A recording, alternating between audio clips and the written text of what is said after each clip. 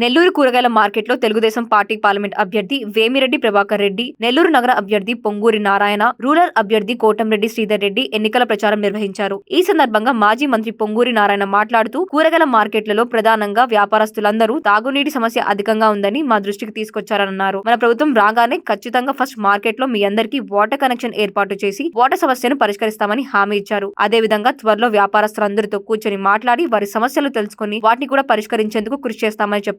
ఈ రాష్ట్రంలో అరాచక పాలన సాగుతుందని మీ అందరికీ తెలిసిందేనన్నారు. రాష్ట్రంలో డెవలప్మెంట్ ఉంటేనే వ్యాపారస్తులందరూ సక్రమంగా వ్యాపారాలు చేసుకునే వెసులుబాటు ఉంటుందన్నారు. రోడ్లు, వాటర్, డ్రైన్, పవర్ ఇవన్నీ ఏర్పాటు చేస్తే ఆటోమేటిక్ గా సిటీ డెవలప్ అవుతుందన్నారు. అప్పుడు వ్యాపారాలు బాగా జరుగుతాయని, అభివృద్ధి జరుగుతుందన్నారు. కానీ మన రాష్ట్రంలో ఆ పరిస్థితి లేదన్నారు. ఉన్న వ్యాపారస్తులందరూ ఈ ప్రభుత్వం దెబ్బకి పక్క రాష్ట్రానికి వెళ్లిపోతున్నారని ఎద్దేవా చేశారు. ఎప్పుడు బిల్డింగ్స్ పగలగొడతామా, ఎవరి లైసెన్స్ రద్దు చేస్తామా, ఎవరిపై కేసులు పెట్టిస్తామా అని తప్ప ఈ ప్రభుత్వానికి మంచి చేద్దామా, నగరాన్ని డెవలప్ చేద్దామా అన్న ఆలోచన లేదన్నారు. ఈసారి ఖచ్చితంగా 2024లో తెలుగుదేశం ప్రభుత్వం అధికారంలోకి రావడం ఖాయమని ధీమా వ్యక్తం చేశారు.